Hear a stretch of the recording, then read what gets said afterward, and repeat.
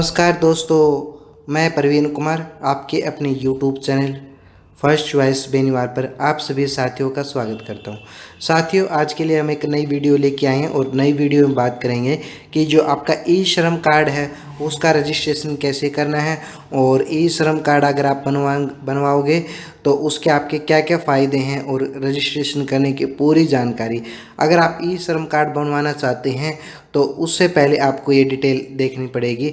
अगर आप ये वीडियो देख लेते हैं तो आपको इस श्रम कार्ड से रिलेटेड कोई भी डाउट नहीं रहेगा साथियों।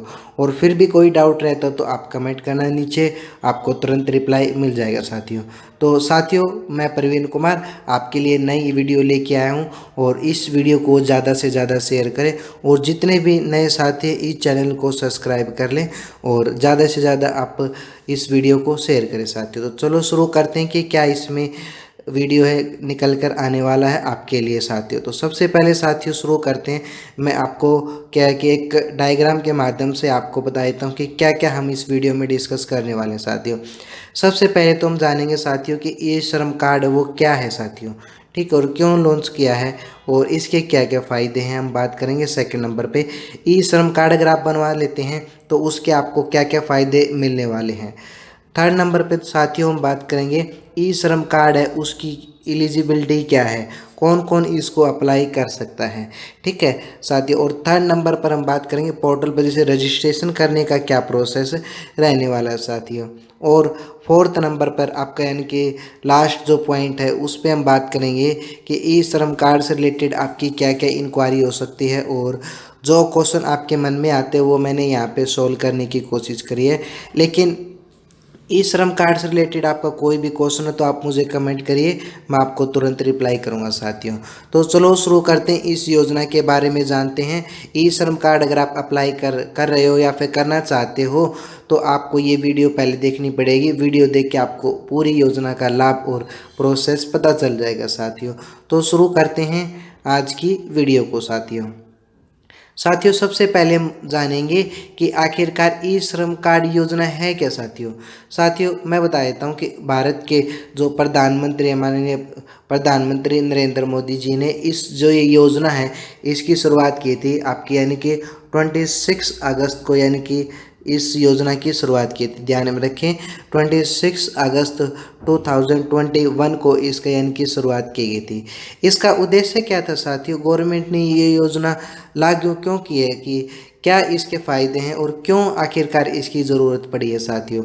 बता देता हूँ कि देश के अंदर जितने भी लोग हैं क्या है कि असंगठित क्षेत्र में काम करते हैं। असंगठित क्षेत्र यहाँ पे साथियों मैं आपको बता देता हूँ कि कई साथी अपने कंफ्यूज रहते हैं। असंगठित क्षेत्र क्या होता है, जैसे कि आप कोई भी जैसे मजदूरी दिहाड़ी या फिर आप रिक्शा चलाते हैं, ऑटो ड्राइवर हैं, या फिर आपका कहीं पे भी पंजीकरण नहीं है या फिर सरकार के पास बायोडाटा नहीं है कि आप क्या काम करते हैं।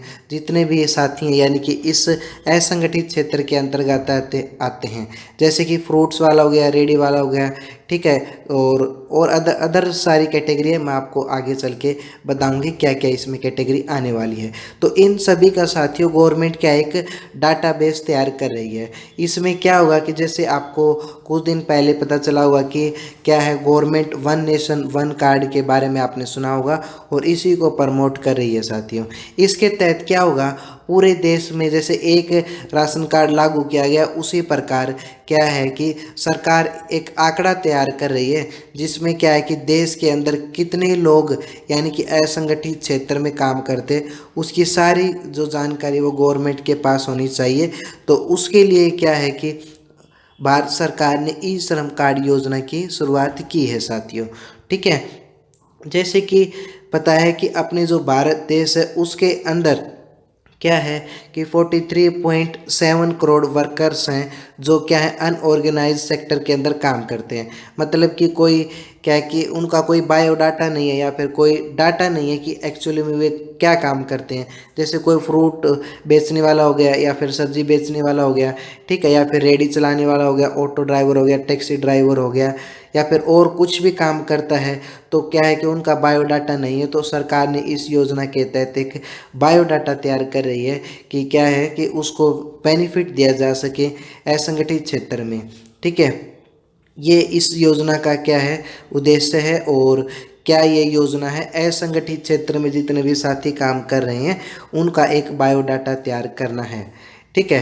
अगर हम बात करते हैं साथियों ई श्रम योजना है, इसके क्या क्या लाभ होने वाले हैं। अगर आप ई श्रम कार्ड के लिए अप्लाई करते हैं तो आपको क्या क्या बेनिफिट होंगे साथियों। ये क्या है साथियों, ई श्रम कार्ड है। जैसे कि आप इसको अप्लाई करते हैं तो सरकार की तरफ से आपको क्या है एक यूनिक आईडी कार्ड यानी कि यूनिक आईडी कार्ड मिलेगा।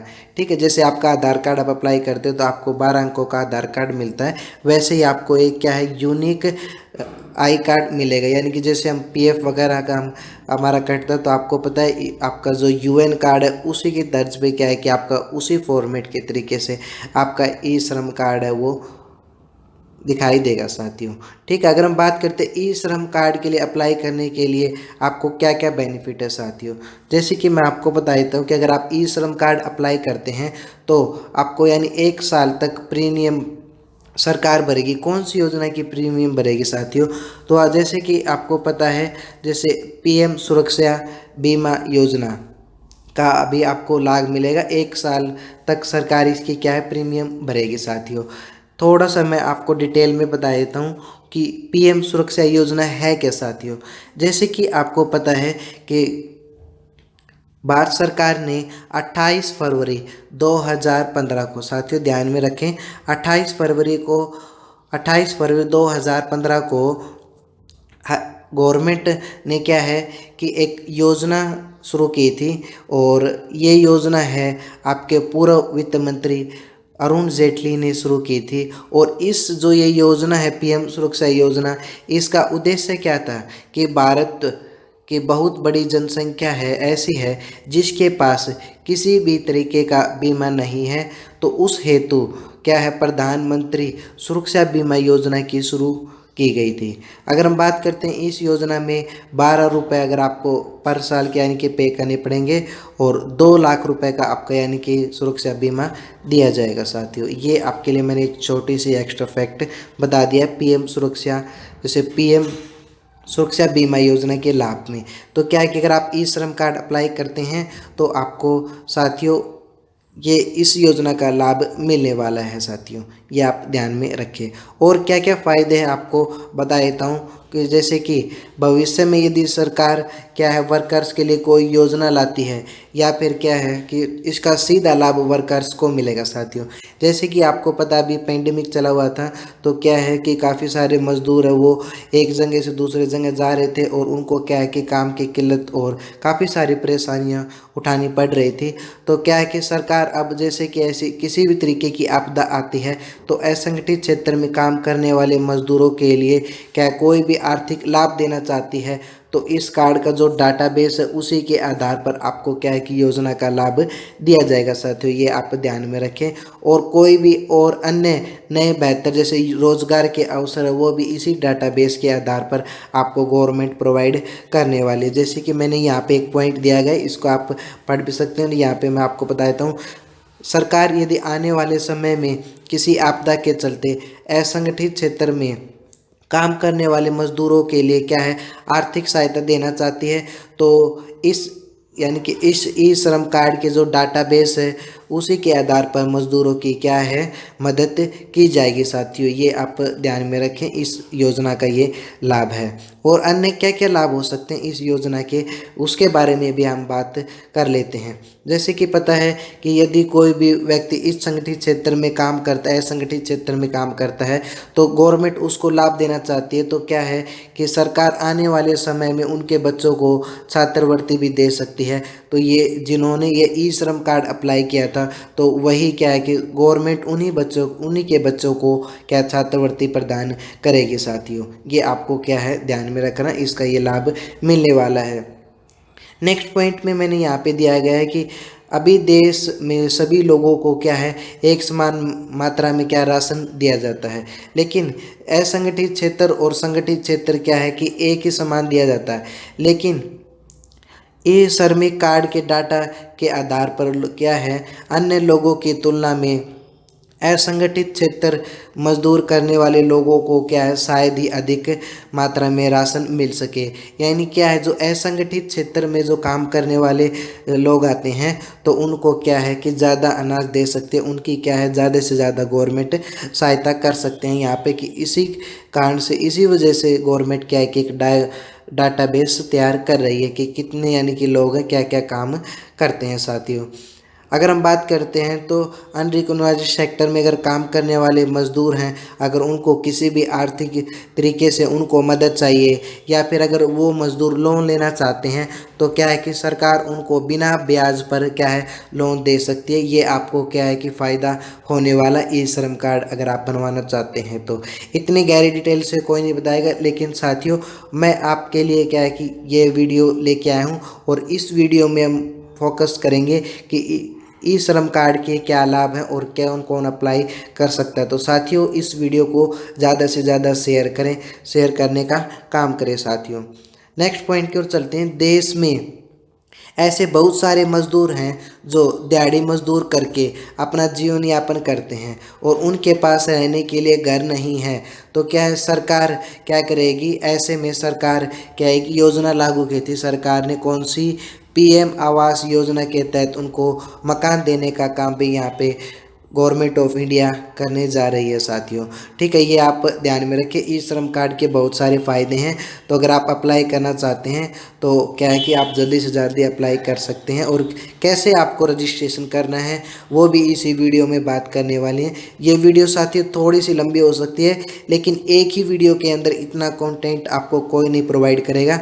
तो आप इस वीडियो को लास्ट तक देखें और क्या क्या फ़ायदा होने वाले हैं इस योजना के, तो उसके लिए भी आप क्या इस वीडियो को पूरी देखें साथियों। देखो, पोर्टल पर रजिस्ट्रेशन करने का क्या प्रोसेस है वो मैं आपको थोड़ा सा बता देता हूँ, लेकिन क्या है कि मैनुअली जो रजिस्ट्रेशन है वो उसके लिए मैं आपको लिए एक अलग से वीडियो बनाऊंगा साथियों कि कैसे आपको रजिस्ट्रेशन करना है। आपको सीएससी की ज़रूरत पड़ने वाली है नहीं पड़ने वाली है, अगर आप सीएससी से अप्लाई करना चाहते हैं तो कैसे करना है, अगर आप खुद सेल्फ रजिस्ट्रेशन करते हैं तो वो आपको कैसे करना है, इसके बारे में भी आज हम बात करने वाले। तो लेकिन वो क्या है कि आपके लिए एक अलग से वीडियो रहने वाली है, ज़्यादा लंबी वीडियो नहीं बनाएंगे, लेकिन इस वीडियो में हम सिर्फ इस योजना पे फोकस करेंगे कि क्या ये योजना, क्या लाभ हैं और क्या क्या इससे रिलेटेड आपकी जानकारी निकल कर आने वाली है। नॉर्मली बता देता हूँ साथियों, पोर्टल पर रजिस्ट्रेशन करने का क्या प्रोसेस है। जैसे ई श्रम कार्ड पोर्टल पर रजिस्ट्रेशन करने के लिए आपको जो आधिकारिक साइट है, कौन सी साइट है, ये जो आपकी साइट है कौन सी, e-shram.gov.in पर आपको लॉगिन करना पड़ेगा।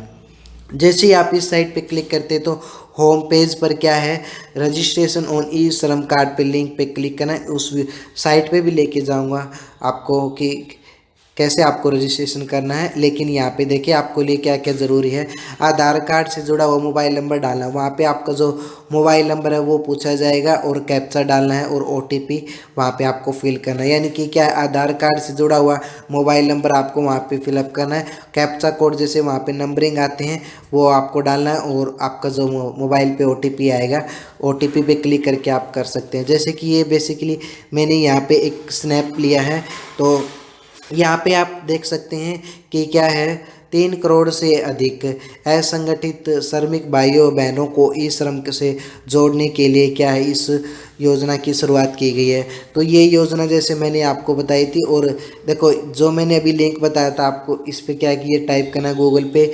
e-shram.gov.in, ठीक है। उसके बाद यहाँ पे रजिस्ट्रेशन पे क्लिक करना है, रजिस्ट्रेशन ऑन ई श्रम पे।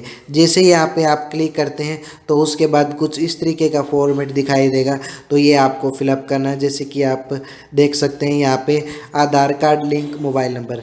जैसे कि अगर आप अप्लाई करना चाहते हैं तो आपके लिए क्या इंपॉर्टेंट है, यानी कि क्या क्या ज़रूरी है, तो बता देता हूँ कि आधार कार्ड आपका एक तो ज़रूरी है और आधार कार्ड पे आपका मोबाइल नंबर रजिस्टर्ड होना ज़रूरी है साथियों। क्यों, जैसे कि आप यहाँ पे सेल्फ रजिस्ट्रेशन भी करते हैं तो यहाँ पे आपको मोबाइल नंबर डालना है, मोबाइल नंबर आपको वही डालना है जो आपके आधार कार्ड में फिलअप है साथियों। लेकिन इसके लिए मैं एक अलग से वीडियो बनाऊँगा, तो उस वीडियो में हम ज़्यादा से ज़्यादा बात करने वाले हैं कि कैसे आपका इसका प्रोसेस है, और फॉर्म फिलअप करके ही बताऊंगा कि आपको सीएससी से कैसे आपको रजिस्ट्रेशन करना है, और अगर आप सेल्फ रजिस्ट्रेशन करते हैं तो वो भी आपको कैसे फिलअप करना है साथियों। ठीक है, ये आप ध्यान में रखें। ये मैंने आपको थोड़ा सा क्या प्रोसेस बता दिया है, लेकिन इसमें जो इम्पोर्टेंट डिटेल है यानी कि क्या क्या इसमें आपको देना पड़ेगा, जैसे कि आपको बैंक अकाउंट नंबर है और आपकी क्वालिफ़िकेशन से रिलेटेड है, वो आपको यहाँ पे फिलअप करनी पड़ेगी साथियों। अलग से आपको वीडियो मिलने वाली है। अगर हम बात करते हैं साथियों ई श्रम कार्ड, जैसे कि अगर आप अप्लाई करते हैं तो इसकी एलिजिबिलिटी क्या है और कौन अप्लाई कर सकता है इसको। जैसे कि मैंने फर्स्ट पॉइंट भी बताया था, मैंने असंगठित क्षेत्र में काम करने वाले मजदूर भाइयों बहनों के लिए ये योजना शुरू की गई है। मतलब कि कोई दिहाड़ी मजदूरी करता, कोई मिस्त्री है या फिर कोई चिनाई पे, कोई पेंटर, कारपेंटर, या फिर जैसे कि कोई भी यानी कि किसी भी तरीके की शॉप है, रेडी है, फ्रूट्स है, या फिर किसी भी तरीके का काम करता है, ये यानी कि वो इस ई श्रम कार्ड को अप्लाई कर सकता है। और अगर हम एज की बात करें तो यानी कि एज यहाँ पे 16 से यानी कि 59 तक इसकी क्या है एज दी गई है साथियों। अगर हम बात करते हैं तो इनकम टैक्स ना देता हो जो भी यहाँ पे कैंडिडेट अप्लाई कर रहा है। आवेदन करता क्या है कि ईपीएफओ और ईएसआईसी का सदस्य नहीं हो, यानी कि आपका क्या है पीएफ, जैसे आप किसी भी कंपनी में काम करते हो तो वहाँ पे आपका पीएफ कटता है, लेकिन आपका कहीं पे भी पीएफ में आपका यानी कि रजिस्टर नहीं हो और ईएसआईसी का आपका कार्ड नहीं होना चाहिए। अगर आप ये कंडीशन पूरी करते हैं चारों, तो अगर और आप इन कंडीशनों को पूरी करते हैं साथियों, तो आप क्या है इस ई श्रम कार्ड का आप लाभ उठा सकते हैं साथियों। ठीक है, अगर हम बात करते हैं साथियों सबसे इम्पोर्टेंट आपका ये सेशन रहने वाला है। अगर हम बात करते हैं ई श्रम कार्ड से रिलेटेड आपके क्या क्वेश्चन रहने वाले हैं, जैसे कि हम बात करते हैं कि ई श्रम कार्ड की वेबसाइट कौन सी है। जैसे मैंने आपको बताया कि आपको ई श्रम पोर्टल पे आपको रजिस्टर पे जाना पड़ेगा और वहाँ पे आधार कार्ड से आपको क्या है लॉगिन करना रहेगा साथियों। अगर हम बात करते हैं सेकंड क्वेश्चन, जैसे कि ये मैंने अभी आपको साइट बताई है, इस साइट पे आपको जाके क्लिक करना पड़ेगा और पिछली स्लाइड में मैंने आपको बताया था कि वो साइट कैसी है और वहाँ पे कैसे रजिस्ट्रेशन करना है साथियों। सेकंड क्वेश्चन को उठा लेते हैं कि सेकंड क्वेश्चन में क्या है। कई साथी पूछते रहते हैं कि ई श्रम कार्ड बनवाने के लिए क्या सीएससी की ज़रूरत है, सीएससी आईडी की। मैं बताता हूँ साथियों कि आपको क्या सीएससी की ज़रूरत नहीं है, लेकिन ई श्रम कार्ड बनवाने के लिए आप क्या है कॉमन सर्विस सेंटर क्या है आईडी का होना ज़रूरी नहीं है। आप सीधे क्या है श्रम पोर्टल की मदद से आप रजिस्ट्रेशन कर सकते हैं। अगर आपको रजिस्ट्रेशन करना नहीं आते हैं तो आप सीएससी यानी कि क्या है कॉमन सर्विस सेंटर पे जाके भी आप अपना रजिस्ट्रेशन वो फ्री में करा सकते हैं साथियों। ठीक है, ये आपका क्वेश्चन था। नेक्स्ट जो आपका क्वेश्चन रहने वाला प्राइवेट सेक्टर में काम करने वाला, कि जैसे कि आपका क्या है पीएफ कटा हो, जैसे कि ई श्रम कार्ड आप बनवा सकते हैं। इसके लिए प्राइवेट सेक्टर की अगर हम बात करते हैं, अगर कोई भी जैसे कि मज़दूर वगैरह है कि प्राइवेट सेक्टर में क्या है काम करता हो और उसका पीएफ नहीं कटता हो, तो क्या है ई श्रम कार्ड के तहत वो क्या है अप्लाई नहीं कर सकता है। देखो, जो प्राइवेट सेक्टर में काम करता हो और उसका पीएफ कटा हो, क्या वह ई श्रम कार्ड के लिए अप्लाई कर सकता है? जी नहीं कर सकता है। अगर आपका पीएफ कटता है या फिर गवर्नमेंट हो प्राइवेट हो या किसी भी तरीके से अगर आपका पीएफ कटता है तो आप इस योजना का लाभ नहीं उठा सकते हैं साथियों, ये आपको ध्यान में रखना है। नेक्स्ट क्वेश्चन को हम उठा लेते हैं कि आपका ई श्रम कार्ड से रिलेटेड क्या आपका क्या है क्वेरी आने वाली है। ई श्रम क्या है कि कई बार क्या है कि कमेंट आते रहते हैं कि क्या इसको स्टूडेंट अप्लाई कर सकते हैं। आप क्या है आप बनवा सकते हो, पर यह स्टूडेंट के लिए नहीं है और स्टूडेंट को बनवाना भी नहीं चाहिए, क्योंकि इसके लिए क्या है ये जो स्पेशल योजना असंगठित क्षेत्र में काम करने वाले और वर्कर्स क्या है वही अप्लाई कर सकते हैं। नेक्स्ट क्वेश्चन क्या रहने वाला आपका कि ई श्रम कार्ड अगर आप बनवा लेते हैं तो उसकी क्या लास्ट डेट है और अगर आप अप्लाई करना चाहते हो तो कब तक आप अप्लाई कर सकते हैं।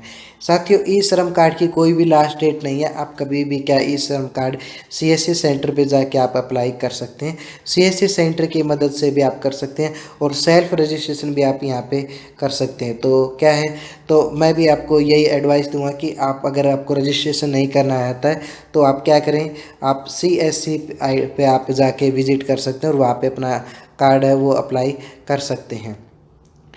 ई श्रम कार्ड का जैसे हेल्पलाइन नंबर क्या है, अगर आपका कोई भी डाउट रह जाता है तो उससे रिलेटेड क्या है ई श्रम कार्ड में कि हेल्पलाइन नंबर जैसे कि यहाँ पे गवर्नमेंट सर ने जारी किया, जैसे 14434 पे आप क्या है कांटेक्ट कर सकते हैं। उसके लिए इस नंबर पे आप सोमवार से शनिवार 8 बजे से यानी सुबह 8 बजे से शाम 8 बजे तक कॉल करके बात कर सकते हैं और अपना कोई भी डाउट है तो वो भी आप क्लियर कर सकते हैं। ये टोल फ्री नंबर है। ये क्या है कि मैं डिस्क्रिप्शन में दे दूँगा टोल फ्री नंबर, और इस वीडियो का लिंक भी मैं आपको क्या डिस्क्रिप्शन में दे दूँगा साथियों। और रजिस्ट्रेशन आपको कैसे करना है, कौन से लिंक पे क्लिक करना है, वो भी मैं आपको डिस्क्रिप्शन में देने वाला हूँ साथियों। ठीक है, एक क्वेश्चन और निकल के आने वाला है कि क्या फैमिली आईडी में सभी मेंबर के ई श्रम कार्ड बनवा सकते हैं। तो हाँ, आप सभी बनवा सकते हैं। और आप क्या है, आप सभी मेंबर क्या है फैमिली आईडी बनवा सकते हैं। उनके लिए एज क्या होनी चाहिए, एज 16 से यानी कि 16 ईयर से 56 साल के बीच में होनी चाहिए। देखो यहाँ पे मैं क्वेश्चन दोबारा रिपीट कर देता हूँ साथियों, क्या फैमिली आईडी में सभी मेंबर, देखो क्या फैमिली में सभी मेंबर ई श्रम कार्ड अप्लाई कर सकते हैं। जी हाँ, आप क्या है अप्लाई कर सकते हैं।